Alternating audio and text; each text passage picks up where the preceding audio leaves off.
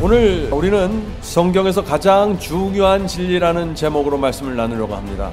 성경 전체에서 가장 중요한 진리 무엇이죠? 거듭남입니다. 거듭남은 하나님께서 인간의 마음과 생애를 변화시키는 진리입니다. 거듭남을 통해서 변화시키는 것입니다. 그러므로 거듭남에 대한 빛이 우리 영혼에 비추어야만 소망이 생기고 우리의 생애가 아름답고 풍요롭게 됩니다. 반드시 거듭남이 무엇인지 알아야 되고 경험해야 되는 것입니다. 자, 질문을 드리죠. 하나님께서 성소를 통해서 이스라엘에게 보여주고자 했던 것이 무엇일까요? 무엇이죠? 성소를 통해서 하나님께서 무엇을 보여주려고 하셨습니까? 거듭남입니다. 의의 경험입니다. 칭의와 성화의 경험입니다. 구원의 경험입니다. 내가 너희들을 어떻게 구원할 것인가를 보여주는 것이 성소입니다. 성도 여러분, 성소 전체는 그리스도께서 죄인을 구원하시는 사역을 표상합니다. 그러나 유대인들은 이것을 몰랐습니다. 유대인들은 날마다 제사 드리고 의식을 했지만은 그 구원의 경험이 무엇인지, 의의 경험이 무엇인지 몰랐던 것입니다. 제사장들은 그 당시 이렇게 가르친 것입니다. 번제단에서 양을 잡아서 죽이고 물두멍에서 손과 발을 씻으면 그 의식을 통해서 용서받고 구원받습니다. 그것이 거룩함입니다. 여러분은 성경을 열심히 읽고 율법을 열심히 지키세요. 그걸 통해서 구원을 얻는 것입니다. 이렇게 설교한 것입니다. 그러니 이스라엘 백성들의 그 심령과 삶이 어떻게 됐을까요? 참으로 각박하고 메마르고 참담하게 됐습니다. 의의 경험을 전혀 하지 못한 채 행위와 의식에 매달려 있었던 것이죠. 수많은 유대인들이 날마다 양을 잡고 피를 흘렸고 제사장들은 날마다 물두멍에서 손과 발을 씻었습니다. 그런데 그 의미와 경험이 무엇인지 몰랐던 것입니다. 그냥 생각 없이 몸을 움직이면서 좀비처럼 살았던 것입니다. 상상이 되십니까? 그러니 예수께서 이 땅에 오셔서 그 모습을 보시면서 얼마나 슬프셨을까요? 예수께서 교회 지도자들과 바리새인들에게 그래서 강력한 경고를 하신 것입니다. 독사의 자식들아 화 있을진저 회개의 열매가 없다 불에 던지겠다, 이런 말씀을 하시는 것입니다. 왜냐하면 수많은 백성들이 멸망으로 향해 가고 있었기 때문이죠. 성도 여러분, 오늘날도 마찬가지입니다. 오늘날도 의의 경험이 사라졌습니다.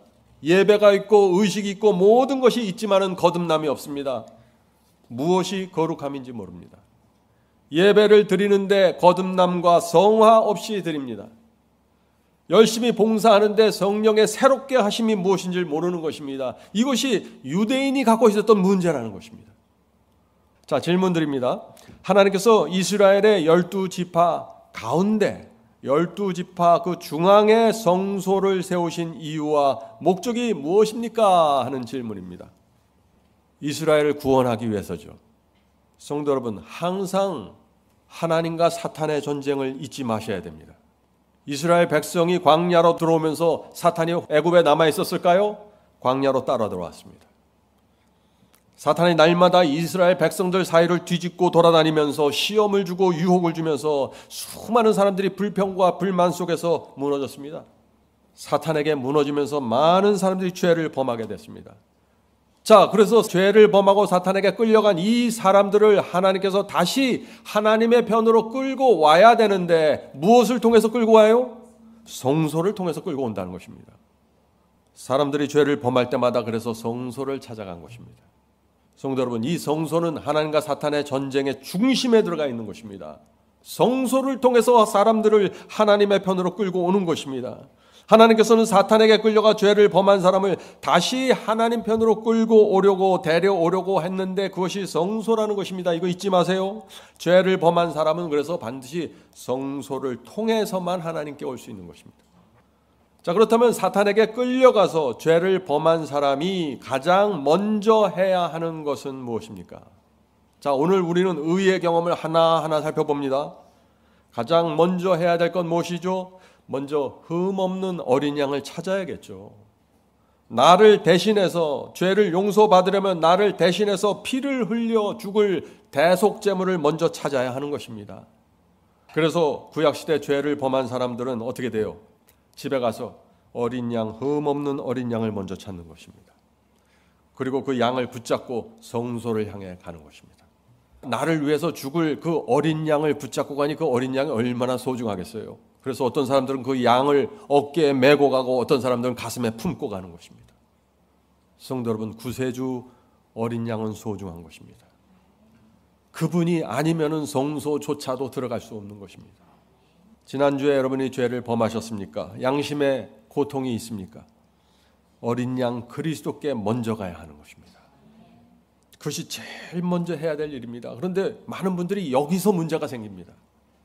이런 식으로 생각하는 것이에요. 나는 먼저 회개한 다음에 주님께 갈 것입니다. 회개하고 내가 깨끗하게 된 다음에 그 다음에 주님께 가야 마음이 떳떳하죠. 지금 이런 모습으로는 난 주님께 갈 수 없습니다 라고 말하는 것입니다. 잘못된 생각이라는 것입니다. 있는 그대로 주님께 가야 됩니다.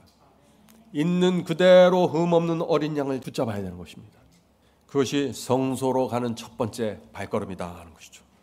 자, 이 죄인이 양을 데리고 멀리서 성소를 바라봅니다. 거기에 무엇이 먼저 보일까요? 성소 사면을 두르고 있는 하얀색 휘장, 흰색 천의 울타리를 먼저 보겠죠. 자, 그것이 무엇을 상징합니까? 흰색 천의 울타리, 그리스도의 의를 상징합니다. 그래서 성소를 바라보는 이 죄인의 마음에 희망이 생기는 것입니다. 아직 회개가 이루어지지 않았습니다. 그러나 성소를 보기만 해도 희망이 생기는 것입니다. 그 하얀색의 그 천을 보면서 내가 저 성소 안으로 들어가서 죄를 용서받을 수 있을까요? 주께서 주시는 흰 옷, 그리스도의 의의 옷을 내가 다시 입을 수 있을 거야 하는 희망을 갖게 되는 것입니다. 성도 여러분, 회개는 어디서 이루어져요? 번제단 앞에서 이루어지는 것입니다. 그러나 성소를 바라봄으로써 그 흰색 천을 봄으로써 이 마음에 희망을 생기는 것입니다. 자, 질문을 드립니다. 죄인이 어린 양을 데리고 성소로 들어가면은 제일 처음 어디로 가야 됩니까? 하는 질문입니다. 번제단으로 가야죠. 번제단. 성도 여러분, 하나님께서는 죄를 범한 사람이 번제단 앞에 와서 직접 자신의 손으로 양을 죽이고 피를 흘리기를 원하신 것입니다.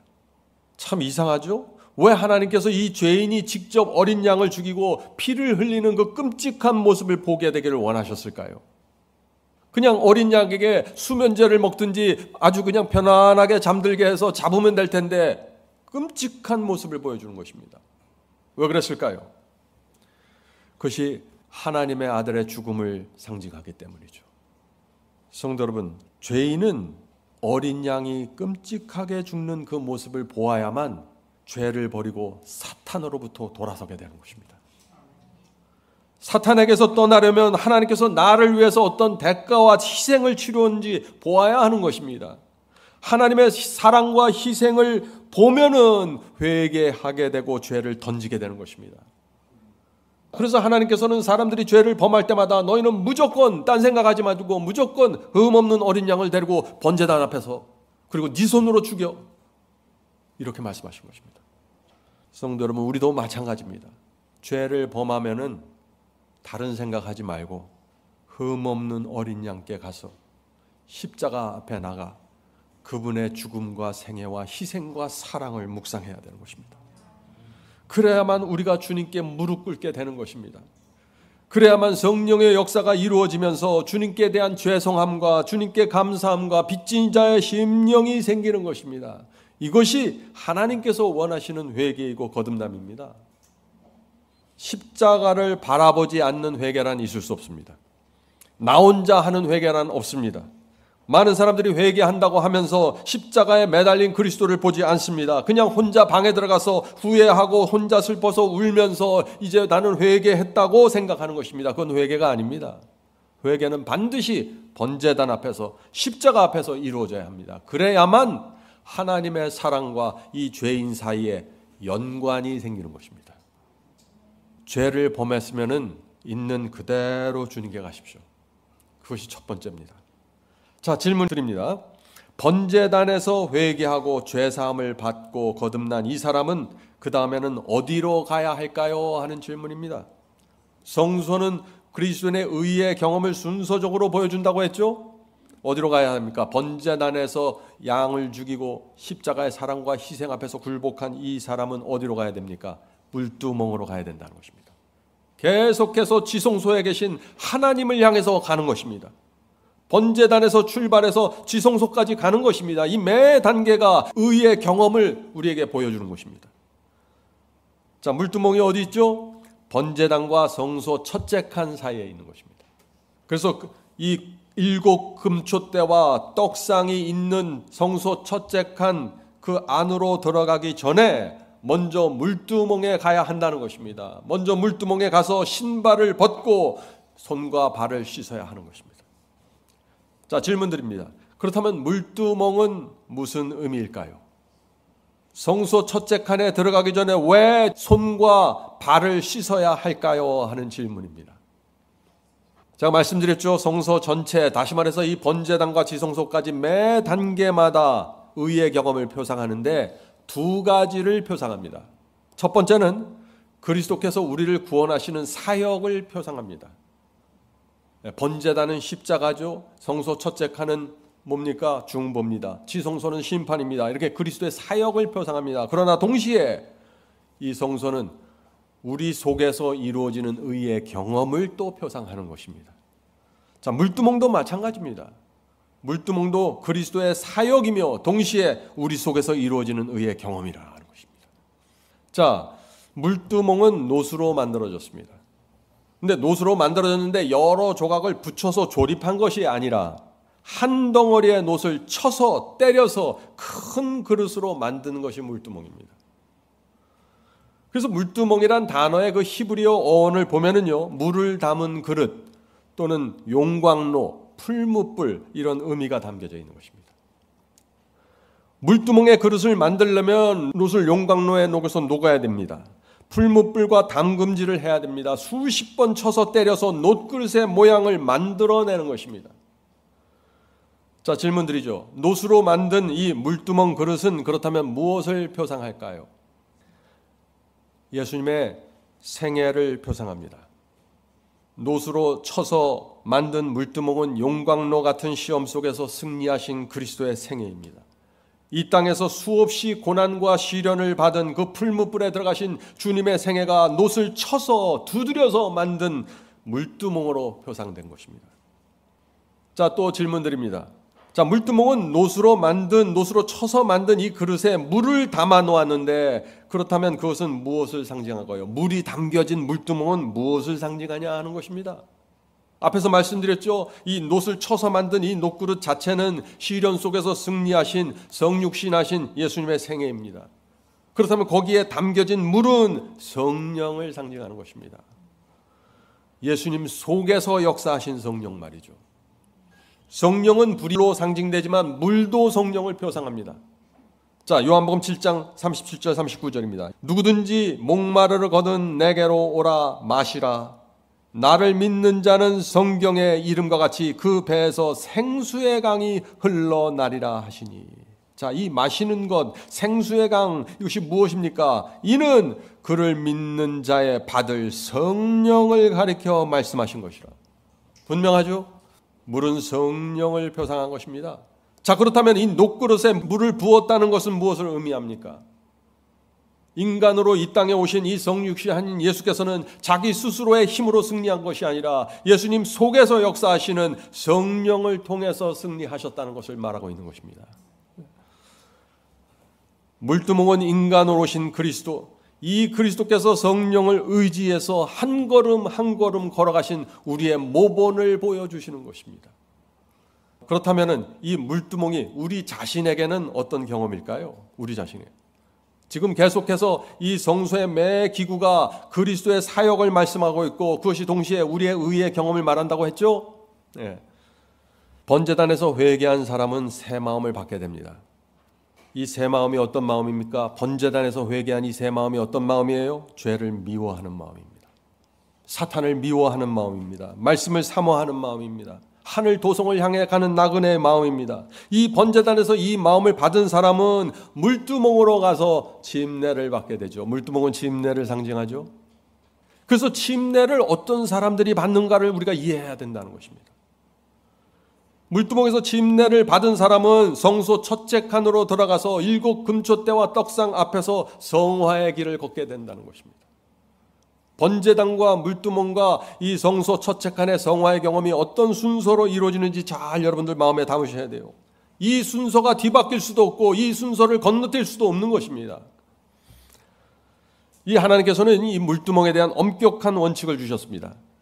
자, 출애굽기 30장 18절부터 20절입니다. 너는 물두멍을 노수로 만들고 그 받침도 노수로 만들어 씻게 하되 그것을 회막과 번제단 사이에 두고 그 속에 물을 담으라.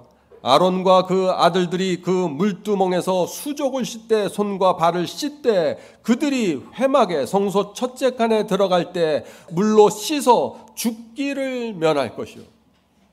여기 굉장히 엄격한 말씀이 나오죠. 물두멍에서 손과 발을 씻지 않고 성소 안으로 들어가면 어떻게 된다고 했습니까? 지금 죽는다고 했습니다. 하나님께서 반드시 손과 발을 씻어야 한다는 분명한 원칙을 주셨던 것입니다. 자, 이제 질문을 드립니다.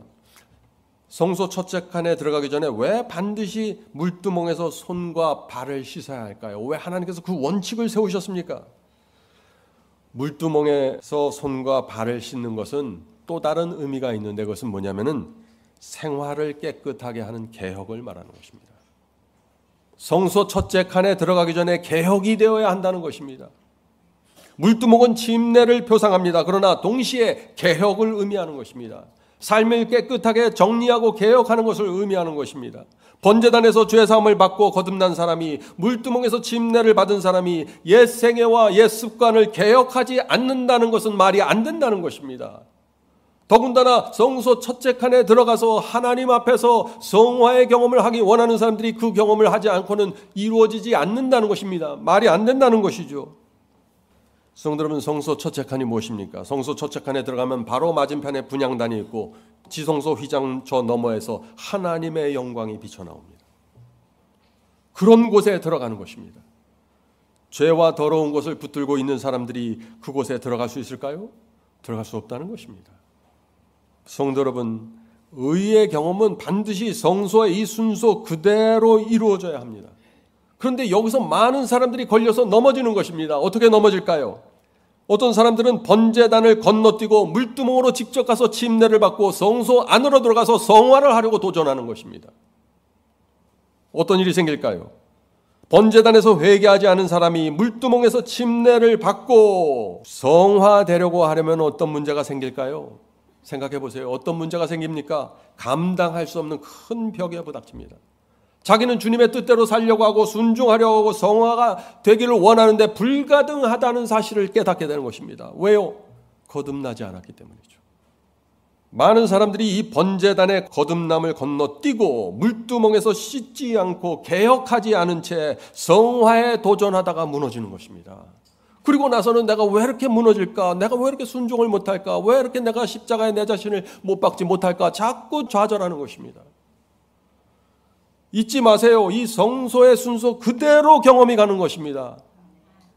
이렇게 해서 순종하려고 하는데 되지 않으면 자꾸 혼자 고민하다가 그런 사람들에게 누가 찾아와요? 사탄이 찾아오는 것입니다. 거짓 복음을 던져줍니다. 어떤 복음을 던져줄까요? 우리는 다 연약하고 죄되기 때문에 순종할 수 없어. 네가 정상이야. 인간은 하나님의 말씀과 계명을 지킬 수 없어. 이렇게 덫을 던져주는 것입니다. 그럼 사람들 어떻게 해요? 그 말이 자기의 그 부족한 경험과 일치하기 때문에 이것이 맞구나 하고 거짓 복음을 붙잡고 따라 나가는 것입니다. 기독교 역사에서 수많은 사람들이 사탄의 이 덫에 걸려서 멸망당한 것입니다. 성도 여러분, 조심하세요. 제가 다시 말씀드립니다. 성소의 한 과정도 건너뛰면 안 됩니다. 번제단의 경험, 물두멍의 경험, 성소 첫째 칸으로 이어지는 이 경험을 반드시 순서대로 하나하나 정확하게 하면서 가야 되는 것입니다. 여기서 문제가 생기면 뒤엉켜버리고 자신의 영적 경험이 왜 이런가 하고 좌절하다가 무너지는 것이에요. 길을 잃어버리는 것입니다. 저는 지금까지 살면서 그런 사람들 너무나 많이 봤습니다. 요한복음 3장에도 성소 이야기가 나옵니다. 요한복음 3장을 우리가 한 장씩 한 절씩 읽어 가도록 하겠습니다. 요한복음 3장은 예수님과 니고데모의 대화죠. 요한복음 3장 1절부터 3절 읽겠습니다.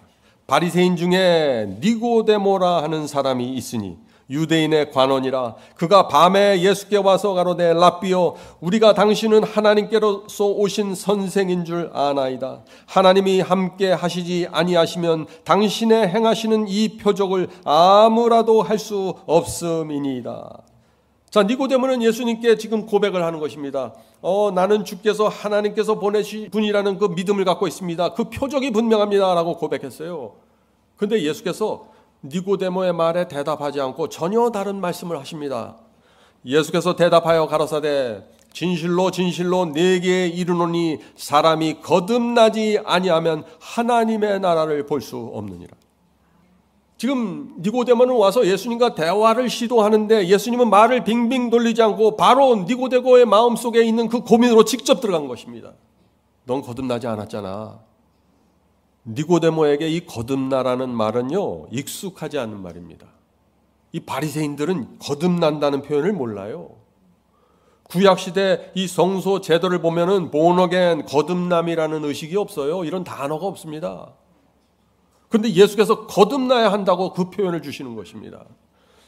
오늘날 우리에게는 거듭남이라는 것은 익숙한 표현이죠. 그러나 2000년 전 유대인들에겐 전혀 생소한 표현이었다는 것이죠. 그래서 니고데모가 묻는 것입니다. 아니 어떻게 사람이 다시 태어날 수 있습니까? 엄마 뱃속에 들어갔다 다시 나와야 되나요? 하고 엉뚱한 질문을 하는 것입니다.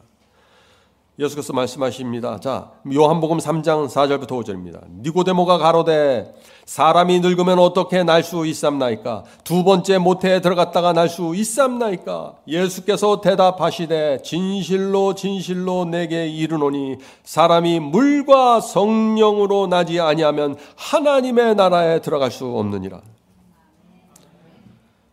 지금 이 니고데모가 가장 취약해 있는 신앙의 그 부분으로 들어간 것입니다. 니고데모는 물도 알았고 행위도 알았고 의식도 알았고 헌법도 알았고 율법도 알았고 다 알았지만 성령을 몰랐던 것입니다. 그 영혼 속에서 이루어지는 그 성령의 역사 말이죠. 오늘날 예수님의 이 말씀, 물과 성령으로 거듭난다는 이 말씀을 이해하는 사람들이 얼마나 될까요? 니고데모도 이해할 수 없었습니다. 혼돈에 빠졌습니다. 성도 여러분, 성소의 모든 의식은 상징이고 표징입니다. 그렇기 때문에 그 하나하나의 의미와 교훈을 깊이 생각해야 되는 것입니다. 그러나 유대인들은 그렇지 못했던 것입니다. 그냥 생각하지 않고 어린 양을 죽였고 제사장들도 생각하지 않고 의미와 목적을 잊어버린 채 물두멍에 앞에 가서 신발을 벗고 손과 발을 씻었습니다. 그들에게 있어서 이 정결, 마음이 심령이 정결하게 되는 이 거듭남은 이해할 수 없는 것입니다. 그래서 수많은 유대인들이 멸망당한 것입니다. 성도 여러분, 우리는 이 문제에 빠지지 말아야 됩니다. 이것은 유대인만의 문제가 아니라는 것입니다. 지금도 마찬가지입니다. 수많은 사람들이 교회로 몰려옵니다. 그런데 물과 성령으로 다시 태어나는 경험을 모르는 것입니다. 오늘날 교회는 2000년 전 유대인과 똑같은 길을 걸어가고 있다고 저는 생각합니다. 자, 예수께서 니고데모에게 성령의 역사가 어떻게 이루어지는지 또 이어서 설명합니다. 요한복음 3장 6절부터 10절입니다. 육으로 난 것은 육이요 성령으로 난 것은 영이니 내가 네게 거듭나야 하겠다 하는 말을 기이 여기지 말라. 바람이 임으로 불매 내가 그 소리를 들어도 어디서 오며 어디로 가는지 알지 못하나니 성령으로 난 사람도 다 이러하니라. 성도 여러분, 성령으로 거듭나는 것은 마음속에서 조용히 이루어지는 경험입니다. 거듭남은 성령께서 내 영혼 속에 들어오셔서 새로운 피조물로 만드는 엄청난 역사이지만 그 역사는 조용히 이루어진다는 것입니다. 그래서 이 사람들이 이게 뭔지를 모르는 것이에요. 그 경험을 직접 개인적으로 한 그 사람만 아는 것입니다. 뭔가 시끄럽고 요란해야 옆에 사람들이 구경이라도 할 텐데 그게 안 되는 것입니다. 지금. 자, 계속해서 보죠. 9절입니다. 니고데모가 대답하여 가로되 어찌 그러한 일이 있을 수 있나이까? 니고데모는 이런 경험을 한 번도 해본 적이 없는 것입니다. 예수께서 가라사대 너는 이스라엘의 선생으로서 이러한 일을 알지 못하느냐? 예수께서 니고데모를 책망하시는 것이죠. 니고데모야, 너는 이스라엘의 지도자 바리새인 아니니 어떻게 번제단의 경험도 모르고 물두멍에서 씻는 그 경험을 모른다고 말할 수 있냐? 네가 날마다 하는 것인데 물과 성령으로 거듭나는 것은 성소에서 이루어지는 경험이야. 이 말씀을 하시는 것입니다. 니고데모는 성경 지식이 많았죠. 성소의 모든 의식과 절초에 정통했습니다. 그러나 가장 중요한 거듭남의 경험, 성령께서 주시는 의의 경험이 무엇인지를 몰랐던 것입니다. 성도 여러분, 우리도 이 니고데모와 같은 길을 걸어갈 수 있다 하는 것입니다. 예배에 참여하고 봉사와 활동에 참여하고 헌금을 드리는데 거듭남이 무엇인지 모른다면 니고데모의 길을 가고 있는 것입니다. 지금 가장 중요한 것을 놓친 것입니다. 성경의 핵심을 놓친 것입니다. 니고데모는 성경의 박식한 학자였습니다. 사내들인 회원이었어요. 최고의 교육을 받았습니다. 니고데모는 유대인의 법에 능통했고 이단 이설위원회에 들어가서 이설을 검증하는 신학자였어요. 그런데 성경이 말하는 가장 중요한 진리, 거듭남과 성화가 무엇인지 모르는 것입니다. 이럴 수 있을까요? 많은 사람들이 지금 이 문제에 빠져 있다는 것이죠. 자, 예수께서 계속 니고데모에게 구원을 설명합니다. 요한복음 3장입니다. 요한복음 3장 14절부터 16절. 모세가 광야에서 뱀을 든 것 같이 인자도 들려야 하리니. 광야에서 죽어가는 자들을 위해서 노수로 만든 뱀을 장대에 높이 매달아 달았죠. 예수께서 나도 그렇게 들려질 거야 라고 말하는 것입니다. 십자가를 말하는 것입니다. 계속해서 읽어보죠. 이는 저를 믿는 자마다 영생을 얻게 하려 하심이니라. 하나님이 세상을 이처럼 사랑하사 독생자를 주셨으니 이는 저를 믿는 자마다 멸망치 않고 영생을 얻게 하려 하심이니라. 이 말씀은 니고데모에게 큰 충격이었습니다. 지금 예수께서 구원을 설명하시는데 어떤 의식이나 예식을 전혀 설명하지 않는 것입니다. 그러면서 구원을 설명하니까 이 니고데모는 도무지 감당할 수 없는 것입니다. 지금 이 요한복음 3장에서 예수께서 니고데모에게 주려고 하는 메시지가 뭐예요? 그건 이것입니다. 니고데모야, 하나님의 사랑을 믿어야 구원받는 거야. 하나님께서 당신의 독생자를 주신 그 사랑을 믿어야 해. 그 사랑은 번제단에서 네가 확인했어야 되는데 너는 그것을 보지 못했어. 그 말을 하는 것이죠. 의식과 율법으로는 구원을 받을 수 없어. 내가 하나님의 사랑과 희생을 바라보면 너는 전혀 다른 사람으로 태어날 거야. 너는 위선을 버리고 참된 순종의 삶을 살게 될 거야. 그것이 번제단과 물두멍의 경험이야. 예수께서 요한복음 3장에서 복음을 설명하지만 이 니고데모는 이해할 수 없었습니다. 그러나 성령께서 니고데모에게 계속해서 역사해서 그를 결국 구원하셨습니다. 우리가 그걸 어떻게 알 수 있나요? 니고데모가 십자가에서 돌아가신 예수님의 시신을 거두어서 장사를 치른 일을 우리가 알죠. 이 니고데모는 초대교회를 세운 위대한 종이 되었습니다. 자, 질문을 드립니다. 구약 성경은 성소의 번제단과 물두멍으로 거듭남을 설명하는데 신약 성경은 거듭남을 어떻게 설명할까요? 하는 질문입니다. 성경 전체에서 거듭남을 어떻게 이해하고 있는지 우리가 확인하는 것이죠. 자, 신약 성경은 거듭남을 다양한 방식으로 설명합니다. 첫째는 침례를 통해서 거듭남을 설명합니다. 침례를 앞으로 받을 분들은 오늘 우리가 나누는 말씀을 잘 마음에 담으시길 바랍니다. 자, 마태복음 3장 5절 6절입니다. 이때 예루살렘과 온 유대와 요단강 사방에서 다 그에게 침례 요한에게 나와 자기들의 죄를 자복하고 요단강에서 그에게 침례를 받더니. 성도 여러분, 신약 성경은요, 침례와 죄를 자복하는 회개를 하나로 연결시킵니다. 이것이 거듭남입니다. 단순합니다. 성소의 번제단과 물두멍에서 이루어지는 경험을 침례와 회개로 지금 설명하고 있는 것입니다. 자, 마가복음 1장 5절 보겠습니다. 마가복음 1장 5절. 온 유대 지방과 예루살렘 사람이 다 나와 자기 죄를 자복하고 요단강에서 그에게 침례 요한에게 침례를 받더라. 마찬가지죠. 여기서도 죄를 자복하는 회개와 침례가 하나로 묶여져 있습니다. 성도 여러분, 참된 침례는 회개와 묶여져 있는 것입니다. 회개 없이 침례 없습니다. 침례 자체는 외적인 의식입니다. 물속에 들어간다고 해서 마음이 변화되는 것이 아닙니다. 그러나 침례 의식에 죄를 자복하는 회개와 연결되어 있기 때문에 침례를 거듭남으로 표상하는 것입니다. 이해가 되시나요? 예. 자, 사도행전에 가보면은요, 이 침례에 대한, 침례가 어떤 경험인지 보다 정확하게 설명되어 있습니다. 사도행전 2장 38절입니다. 사도행전 2장 38절. 베드로가 가로되 너희가 회개하여 각각 예수 그리스도의 이름으로 침례를 받고 죄 사함을 받으라. 그리하면 성령을 선물로 받으리니. 베드로는 지금 여기서 네 가지를 연결시키고 있습니다. 회개, 침례, 죄 사함, 성령의 선물. 이 네 가지를 하나로 연결시키면서 이것이 거듭남이라고 말하고 있는 것입니다. 침례받은 사람은 죄를 자복하는 회개의 심령으로 물속에 들어갑니다. 그렇죠? 침례받는 사람들은 회개의 심령을 갖고 물속에 들어가야 되는 것입니다. 물속에서 옛 생애와 옛 습관과 교만과 자아를 장사 지내고 새로운 피조물로 올라오는데 그때 성령을 선물로 받게 된다는 것입니다. 침례를 받으면 반드시 성령을 선물로 받아야 돼요. 그러나 조건이 있는 것입니다. 선제되는 조건들. 이것이 이루어져야 물과 성령으로 침례를 받게 되는 것이죠. 자, 사도행전은 침례를 받을 때 죄를 씻는다고 또 말합니다. 자, 사도행전 22장 16절 보겠습니다.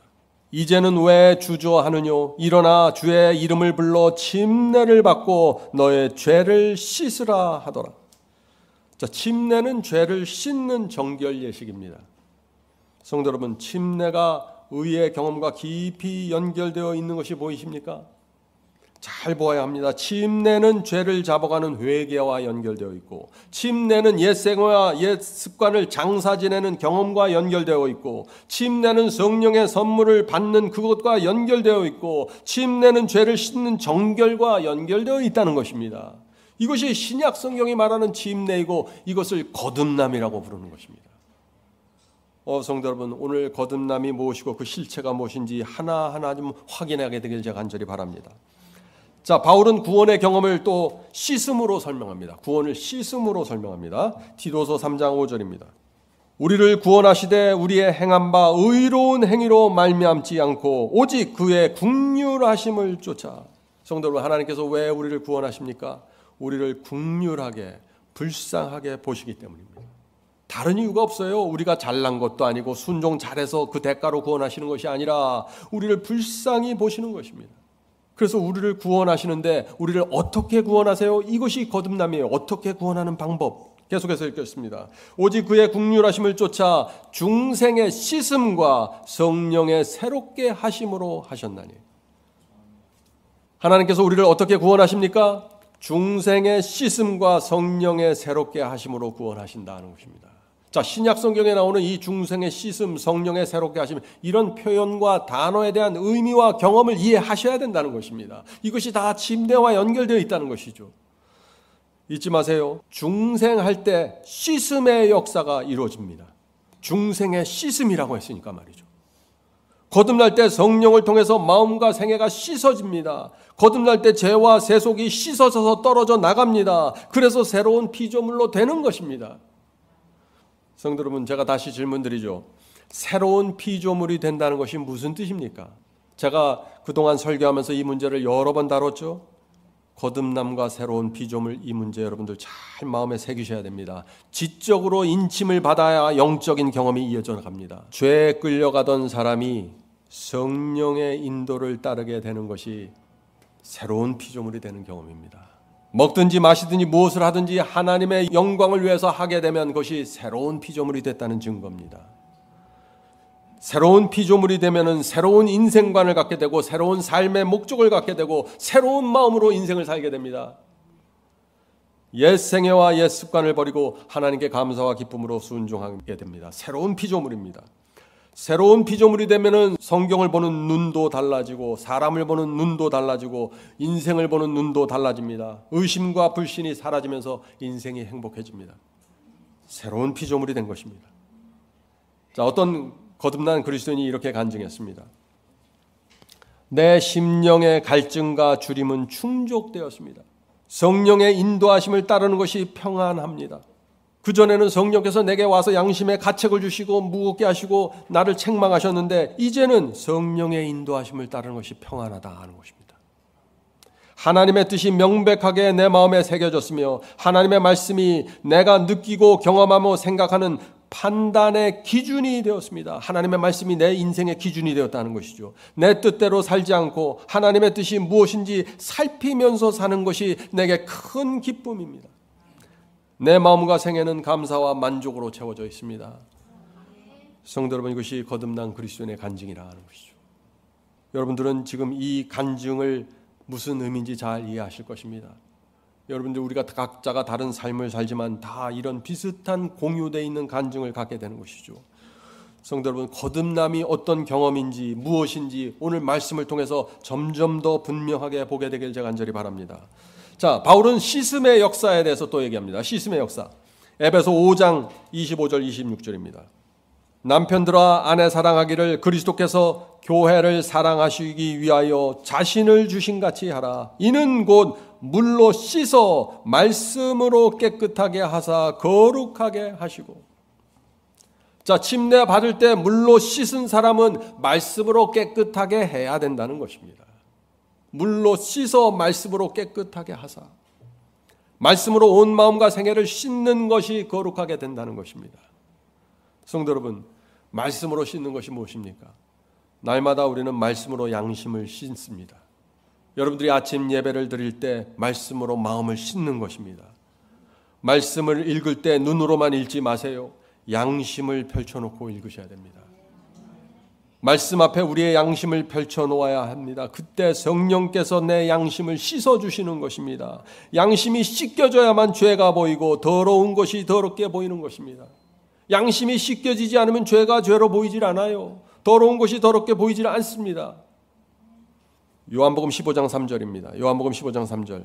너희는 내가 일러준 말로 이미 깨끗하였으니. 분명하죠? 말씀으로 깨끗하게 되는 것입니다. 왜요? 말씀은 씻어주기 때문이죠. 말씀이 내 속에 들어갈 때 내 생각을 씻어서 바뀌게 하고 내 감정을 씻어서 바뀌게 하고 내 마음을 씻어서 풍요롭게 해주는 것입니다. 이것이 말씀으로 깨끗하게 하사 거룩하게 하시고, 이 말씀입니다. 그런데 오늘날 교회 안에 이 경험이 너무나 없기 때문에 오늘날 세상 사람들이 교인들을 보면서 놀린다는 것입니다. 이렇게 놀리죠. 하나님을 믿는다고 말하면서 말, 정신, 품성이 세상 사람과 다르지 않다. 탐욕적이고 말이 거칠며 거만하며 툭하며 짜증을 잘 내는 그리스도인들이 왜 이렇게 많은가? 세상 사람들처럼 자기를 사랑하고 이기적이고 성급하고 거친 말들이 그리스도인들에게 나타나는 것이 당연한 것인가? 그리스도인들이 하나님을 모르는 사람처럼 교만하고 과민하며 괴팍한 성격을 그대로 가지고 있는 것이 정상인가? 기독교의 하나님은 믿는 자를 변화시키지 않는가? 이것이 오늘날 세상이 교회를 향해서 던지는 조롱입니다. 왜 그래요? 왜 기독교인들이 이런 조롱을 받습니까? 물과 성령으로 거듭나는 것이 무엇인지 모르기 때문이죠. 날마다 말씀으로 양심을 씻는 경험이 무엇인지 모르기 때문입니다. 자, 질문을 드립니다. 성령의 은혜가 내 속에서 말라갈 때 우리에게 어떤 증세들이 나타날까요? 우리 자기 진단법입니다. 성령의 새롭게 하심이 필요한 16가지의 증세라는 글을 제가 준비했습니다. 이 글을 한번 여러분들 묵상해 보세요. 첫째, 경쟁에서 뒤지는 것을 견디지 못하면은, 내가 경쟁에서 뒤지는 것을 견디지 못하면 성령의 새롭게 하심이 필요합니다. 둘째, 다른 사람에게 부당한 취급을 받았을 때 견디지 못하면 성령의 새롭게 하심이 필요합니다. 셋째, 쓸데없는 고집을 부리고 진리와 상관없는 주장을 굽히지 않으면 성령의 새롭게 하심이 필요합니다. 넷째, 내가 리더가 되어야 하고 내 생각대로 일을 끌어가지 않으면 만족하지 못한다면 성령의 새롭게 하심이 필요합니다. 다섯째, 일이나 봉사에서 나를 높이고 나를 나타내고 싶다면 성령의 새롭게 하심이 필요합니다. 여섯째, 내가 가는 곳마다 내가 참여하는 일마다 문제와 불화가 생긴다면 성령의 새롭게 하심이 필요합니다. 일곱째, 나와 다른 의견을 가진 사람을 부드럽게 대할 수 없다면 성령의 새롭게 하심이 필요합니다. 여덟째, 때와 장소를 가리지 않고 내 의견과 내 생각을 나타내길 좋아한다면 성령의 새롭게 하심이 필요합니다. 9째, 내 뜻을 하나님의 뜻인 것처럼 나타내려고 애쓴다면 성령의 새롭게 하심이 필요합니다. 10째, 사소한 일에도 까다로운 규칙과 법칙을 만들고 싶어 한다면 성령의 새롭게 하심이 필요합니다. 11번째, 다른 사람들의 관심을 끌 수 있는 성경 지식을 추구한다면 성령의 새롭게 하심이 필요합니다. 12번째, 다른 사람들에게 주목받는 설교를 하기 좋아한다면 성령의 새롭게 하심이 필요합니다. 13번째, 분노, 거칠음, 인내하지 못하는 정신을 드러낸다면 성령의 새롭게 하심이 필요합니다. 14번째, 시기와 질투의 정신을 버리지 못한다면 성령의 새롭게 하심이 필요합니다. 15번째, 다른 사람과 문제가 생겼을 때 나를 살피지 않는다면 성령의 새롭게 하심이 필요합니다. 16번째, 내 생각을 성경 말씀보다 위에 놓는다면 성령의 새롭게 하심이 필요합니다. 성도 여러분, 이 말씀을 조용히 묵상해 보세요. 성령께서는 우리 속에 들어와서 우리를 낮추시고 겸손케 하시고 온유케 하시고 우리를 풍요롭게 하시는 것입니다. 이런 증세들이, 지금까지 읽은 이런 증세들이 우리에게 나타날 때 가만히 있으면 안 됩니다. 여러분들은 십자가로 가셔야 됩니다. 주님의 사랑과 희생을 묵상하셔야 됩니다. 성령의 역사가 필요합니다. 말씀으로 양심을 씻어내야 됩니다. 그래야만 성령의 새롭게 하심을 받을 수 있는 것입니다. 그것이 회복입니다. 우리는 회복하면서 살아가는 사람들입니다. 지난 예배에서 좋은 밭, 옥토에 대한 설교를 했죠. 그때 한 형제가 아주 귀한 간증의 글을 썼습니다. 제가 그 형제의 간증을 이 시간에 좀 소개해 드리겠습니다. 지난 10년간 교회를 다니면서 설교 말씀을 들었을 때 제 생애와 마음속에서 변화와 전환점이 없었고 하나님께서 진정 살아 계시다는 것을 잘 느껴보지 못했습니다. 말씀은 듣고 교회 생활은 하는데 이유와 목적 없이 다녔던 것 같습니다. 그러다 어느 날 내가 이렇게 교회 다닐 거면 안 나가고 그 시간에 내 나름의 의미 있는 시간을 보내는 게 맞지 않을까라고 생각하고 신앙을 포기하려고 하던 시점에 우연히 마지막 사명을 알게 되었습니다. 마지막 사명 설교 말씀과 바이블 칼리지의 다니엘 계시록을 처음 듣고 처음으로 하나님이 정말 누구인지 조금씩 알게 되었습니다. 매주 설교 말씀이 저에게 새로운 감동과 깨달음으로 받아들여졌고 그것으로 만족하지 않고 제가 감동하고 깨달은 내용을 주변 사람들과 나누는 저를 발견하게 되었습니다. 마지막 사명을 알게 된 후로 저의 삶에는 전과 다르게 또 다른 많은 변화가 찾아왔습니다. 그런데 언젠가부터 마지막 사명의 설교 말씀이 점점 부담으로 느껴지고 제 마음속에 부정적인 생각들과 의심들이 무겁게 자리 잡기 시작했습니다. 이 신앙을 피하고 싶어졌습니다. 성도 여러분, 신앙을 할 때 이런 부침이 올 수 있는 것입니다. 이런 위기가 올 때 잘 넘겨야 되는 것입니다. 성령의 새롭게 하심을 받아야 되는 것입니다. 자, 계속해서 읽어보죠. 신앙이 저에게 부담으로 다가오자 제 마음속을 짓누르는 죄책감과 패배감, 회의감, 그리고 피하고 싶은 마음들은 갈수록 커졌습니다. 그렇게 몇 달이 지나갔습니다. 그러다 지난 예배 설교 말씀이 저에게 또 다른 희망과 소망의 빛으로 찾아왔습니다. 옥토의 마음밭에 대한 말씀이었습니다. 설교 내용 중 성령의 역사에 마음을 굴복하는 자는 마음이 착한 자이다. 그는 자기의 죄를 고백하고 하나님의 자비와 사랑의 필요를 느끼는 자이다. 이 말씀을 들었을 때 저의 양심에 성령께서 하시는 강력한 호소가 들렸습니다. 다시 시작하라. 다시 시작하면 된다. 양심의 호소였습니다. 그 강력한 말씀은 당시 저에게 뻔하고 가볍게 들리지 않았습니다. 마치 나 하나만을 믿어주고 이해해주던 친구가 다시 내 앞에 나타난 것 같았습니다. 밀려오는 감동과 표현할 수 없는 감사가 제 마음을 지배하였습니다. 눈물이 하염없이 흘렀고 마음속 걱정과 부담감과 무기력함 그리고 피하고 싶은 생각들이 모두 사라졌고 영적으로 회복되었습니다. 성도 여러분, 이것이 오늘 우리가 나눈 말씀의 핵심적인 내용입니다. 말씀으로 씻어지는 경험, 성령으로 새롭게 되는 이 경험은 실제로 일어날 수 있는 경험입니다. 다시 시작할 수 있는 용기가 생겼고 활력이 생겼습니다. 옥토의 마음밭에 대해 다시 깨닫게 되었고 제가 어떤 마음밭이었는지 확인하게 되었습니다. 죄와 유혹에 쓰러졌더라도 성령의 호소에 굴복하고 돌아오면 그것이 하나님께서 보시기에 착한 마음이고 옥토의 마음이라는 말씀은 저에게 새로운 깨달음과 감동을 주었습니다. 아마 평생 잊지 못할 말씀인 것 같습니다. 설교가 끝날 때까지 말씀이 무거운 부담으로 느껴지지 않았고 당연하고 감사하게 받아들여졌으며 완벽하게 이해가 되었습니다. 저를 벼랑 끝에서 건져주신 하나님께 감사드립니다. 다시는 죄를 범하지 않고 죄를 방치하지 않겠다고 다짐하면서 회개하였고 감사와 영광을 돌리게 되었습니다. 옥토의 마음밭에 대한 말씀은 사탄의 편이 아닌 하나님의 편에 견고하게 서는 그리스도인으로 자라고 싶은 소망을 주었고 새로운 활기를 가져다 주었습니다. 능력의 하나님을 찬양합니다. 성도 여러분, 말씀이 우리를 씻어주고 세워주고 성령의 새롭게 하심으로 인도하시는 것입니다. 이것은 실제 일입니다. 이것이 바울이 에베소서 5장에서 말씀하신 말씀으로 깨끗하게 하사 거룩하게 하시고 하는 이 경험이라는 것이죠. 이 말씀이 이 형제의 영혼 속에 들어갔습니다. 성령께서 그 형제의 양심을 씻었습니다. 말씀과 성령으로 새롭게 되는 경험이 이루어진 것입니다.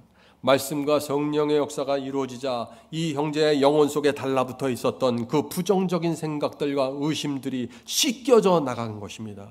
신앙을 피하고 싶었는데 그 생각도 씻겨져 나간 것입니다. 마음을 짓누르고 있었던 죄책감과 패배감과 회의감이 있었는데 그것도 씻겨져 나간 것입니다. 말씀으로 성령으로 말이죠. 새롭게 하심의 역사입니다. 성도 여러분, 갈급함과 간절함이 있으면 누구나 이 경험에 들어갈 수 있는 것입니다. 이런 경험은 인간의 힘이나 의식이나 제도로 되는 것이 아니죠. 그러나 의에 줄이고 목마른 자들이 있으면 말씀과 성령으로 새롭게 될 수 있다 하는 것입니다. 자, 이제 마지막 질문을 드립니다.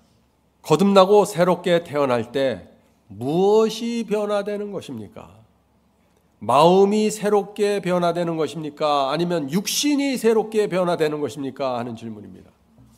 마음이 새롭게 변화되는 것이죠. 육신의 죄된 본성은 그대로 존재하는 것입니다. 아무리 최고 경지로 성화되어도 이 부모로부터 물려받은 그 타고난 기질과 성향과 본성은 그대로 육신 속에 남아있는 것입니다.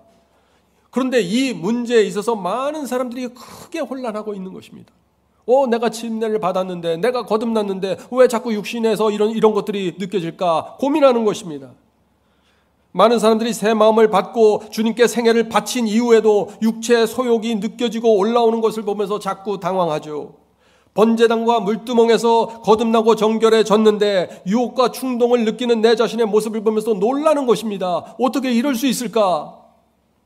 성도 여러분, 이 문제를 우리가 어떻게 이해하죠? 다시 말씀드립니다. 새롭게 거듭나는 것은 마음이지 육신이 아니라는 것입니다. 이것을 놓치면 안 돼요. 육신이 무엇입니까? 육신은 우리가 태어날 때 부모로부터 유전적으로 물려받는 본성을 뜻하는 것입니다. 다시 말해서 육체의 본성은 우리 두뇌 세포 속에 박혀져 있는 욕망과 기질입니다. 성령으로 거듭나도 이 뇌세포 속에 박혀있는 그 욕망과 기질은 그대로 존재하는 것입니다. 그것은 달라지는 것이 아니에요. 그래서 성령으로 거듭난 이 바울도 나도 날마다 죽노라고 고백한 것이죠. 왜? 바울도 두뇌 세포 속에서 욕망과 충동을 느낄 때마다 그것을 십자가에 못 박으면서 나갈 수밖에 없었던 것입니다. 예수께서 누구든지 나를 따르려거든 자기를 부인하고 십자가를 지고 따라오라고 하셨는데 이 말씀은 거듭난 성도들에게 주신 말씀입니다. 거듭나지 않은 사람은 자기를 부인하고 십자가를 지고 주님을 따라갈 수 없어요. 거듭난 성도도 자기를 부인해야 되고 뇌세포에서 느껴지는 정욕을 십자가에 못 박으면서 가야 되는 것입니다. 그것이 성도의 경험입니다. 자, 그렇다면 거듭난 사람과 거듭나지 않은 사람의 차이가 무엇일까요? 둘 다 유혹을 느끼고 둘 다 충동을 느낀다면 차이가 무엇이냐 하는 것입니다. 성령으로 거듭난 성도는 육보다 영이 강합니다. 그래서 자기를 부인하고 자아를 십자가에 못 박는 그 경험이 가능해지는 것입니다. 그러나 거듭나지 않은 사람은 영보다 육이 강합니다. 그래서 자꾸 죄에 끌려가게 됩니다. 절제하지 않고 방탕하죠. 그러면 육은 점점 더 강하게 나를 끌고 가는 것입니다. 성도 여러분, 우리 신앙의 목표가 무엇입니까? 유혹을 느끼지 않는 상태로 변화되는 것이 아닙니다. 그건 오해예요. 복음은 유혹을 물리치고 죄를 이기는 승리를 약속하는 것이지 유혹과 충동을 느끼지 않는 어떤 환상적인 상태를 약속하는 것이 아니라는 것이죠. 오해하지 말아야 됩니다. 오늘 많은 분들이 유혹과 충동까지 느끼지 않는 그 상태를 염원하고 쫓아가다가 무너져 버리는 것입니다. 도무지 이루어질 수 없는 신기루를 따라가는 것이죠. 성도 여러분, 번제단에서 거듭나고 물두멍에서 씻은 후에도 말씀과 성령을 의지해야 합니다. 믿음의 선한 싸움을 싸워야 합니다. 그것이 그리스도의 군사로 세워지는 경험입니다. 성령께서 우리 모두를 가장 중요한 진리로 인도해 주시길 염원합니다. 하늘에 계신 저들의 아버지, 오늘 이 시간에 저희에게 오셔서 씻음의 역사를 이루어 주시옵소서. 성령과 물로 저희를 씻어 주셔서 저희의 양심이 새롭게 되고 저희의 정서와 감정과 생각이 새롭게 변화될 수 있도록 축복해 주시옵소서. 주여, 성경이 말하는 참된 거듭남을 저희가 경험하길 원합니다. 번제단 앞에 가서 우리를 위해 죽어가고 피 흘리는 어린 양 그리스도를 바라보게 인도해 주시옵소서.